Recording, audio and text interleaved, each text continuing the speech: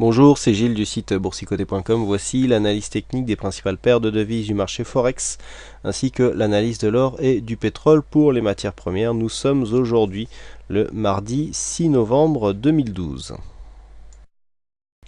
Et nous commençons tout de suite avec la paire euro-dollar, donc paire euro-dollar sur laquelle il y avait un signal de trading qui n'était pas clôturé hier, puisque en cas de cassure ici sur les 1,2815, nous avions un objectif possible à 50 pips. Donc la cassure a été relativement nette, hein, on est venu casser ici sur cette phase, et donc l'objectif a été atteint aujourd'hui, puisque suite au 1,2815, on avait une cible probable à 1,2765, et avec un point bas sur cette séance à 1,2763,7, eh bien nous pouvons considérer que l'objectif est atteint, et d'ailleurs non, puisque nous sommes en train ici de marquer un semblant de phase de retournement à la hausse, hein, en direction ici du support des 1,2836. Donc comme je l'anticipais quelque peu quand même hier, nous avons ici une phase de retournement qui a eu du mal à se mettre en place. On voit ici une phase de retournement en double bottom, hein, qui est en train de se mettre en place. Donc avec ici une accélération, un retour ici et puis un deuxième contact avec cette zone de support pour finalement remonter. On a cassé la ligne de coup et donc on remonte ici en direction des 1,2836.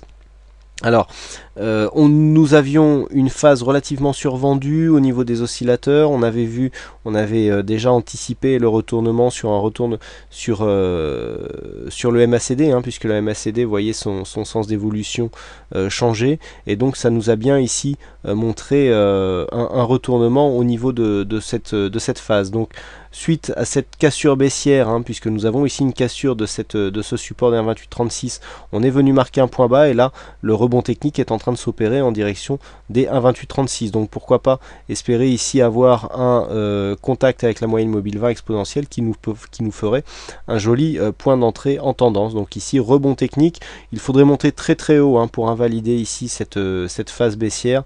Donc on reste avec un biais baissier sur la paire euro-dollar. Et on continue avec le câble, donc paire livre sterling contre dollar américain, avec cette cassure ici qui a été donc ce mouvement baissier qui provoque une cassure des 1,5978.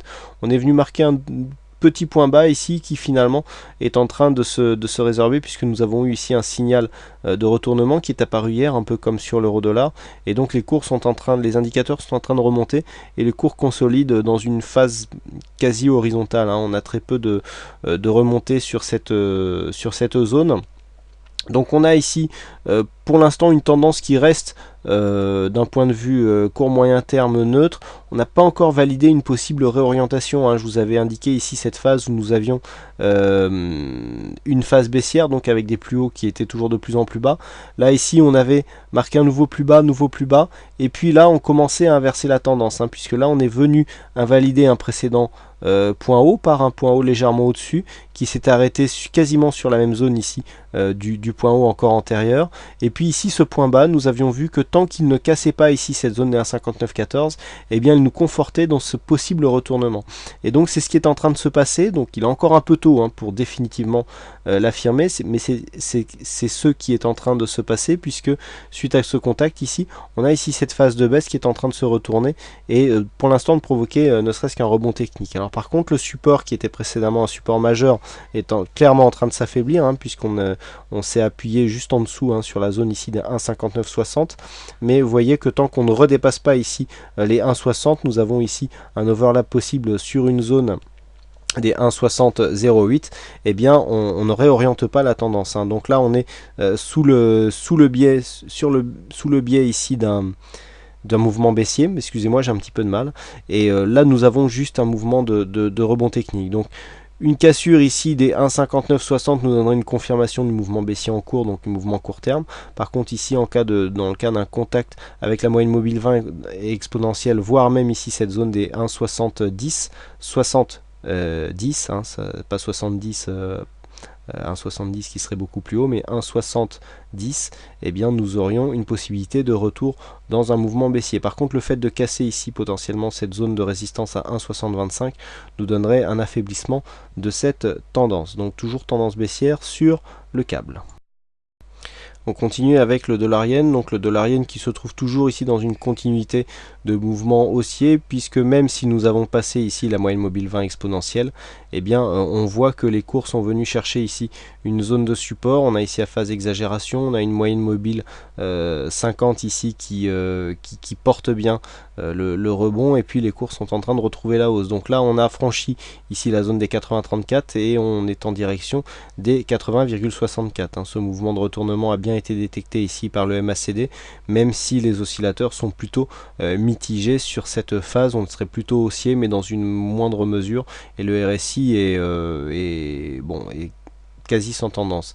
Donc là pour l'instant on est sur un mouvement haussier. La cassure ici des 80,33 nous donne une possibilité d'aller rejoindre ici les précédents plus hauts inscrits sur la séance du 2 novembre, mais ici on serait sur une phase de continuité haussière. Alors je rappelle que nous étions ici au sortir d'une tendance très dynamique, on avait une phase de consolidation qui s'était mise en place, phase de consolidation qui a laissé place à une phase de continuité du mouvement haussier, et donc là on est en train de confirmer la dynamique, donc la dynamique sera totalement confirmée en cas du dépassement de plus haut de cette séance du 2 novembre, à savoir les 80,68. Invalidation de ce mouvement en cas de cassure baissière des 79,27. Et on continue avec les matières premières et donc avec l'or. Donc l'or qui, suite à la sortie ici de cette tendance baissière, eh bien continue pour l'instant. Donc on a cru à un moment que ça allait réintégrer, mais vous voyez que la sortie ici s'est confirmée, puisque nous avons même redépassé ici la zone des 1715 dollars l'once. Donc là on est clairement en train de changer de dynamique. On voit bien ici que cette dynamique sous la résistance rouge n'est plus du tout d'actualité. Le retournement que nous avions détecté hier ici au contact des 1676 a clairement fait son effet. On était fortement survendu, on a eu un gros retournement ici au niveau du MACD, et donc le rebond ici est en train de se transformer en phase de retournement. Donc le retournement ici serait réellement validé en cas de dépassement des 1728 dollars l'once. Là pour l'instant on a un fort mouvement d'exagération qui devrait normalement donner déboucher sur une phase de consolidation court, voire très court terme, mais la dynamique est devenue clairement haussière ici sur le point de vue court terme.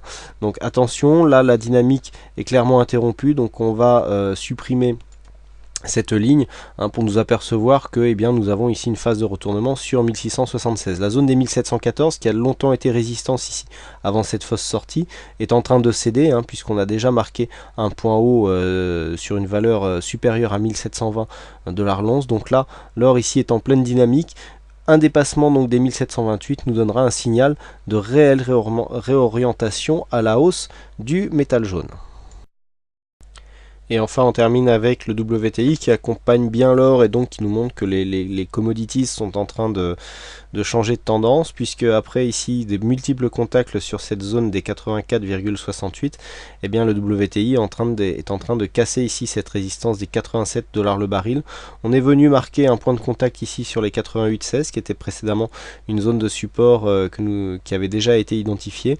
Donc là le WTI est aussi en train de réorienter sa tendance. On voit qu'on avait une zone ici de résistance mineure qui était à 87,36. Cette zone a été cassée. On est clairement au contact de la bolle supérieure ici. Vous voyez que le contact, le signal de trading qui était possible hier, je vous avais dit qu'il était assez faible parce que la cassure ici n'était pas assez nette. Vous voyez qu'on a bien eu le retour ici sur la moyenne mobile 20 exponentielle, mais que la tendance n'a pas été relayée, d'où l'intérêt d'attendre vraiment un signal fort ici avant de revenir sur cette moyenne mobile 20, puisque là la cassure n'était pas assez nette pour vraiment nous donner une tendance. Par contre la cassure que nous avons là, elle est beaucoup plus puissante. On voit un plus haut ici qui vient se mettre qui vient provoquer une réelle cassure de la tendance, puisque nous avions ici cette résistance à 87,42 qui était assez significative, et donc on voit que cette zone est cassée puisque nous sommes venus marquer un contact sur une zone supérieure à 88 dollars l'once, 88 dollars le baril.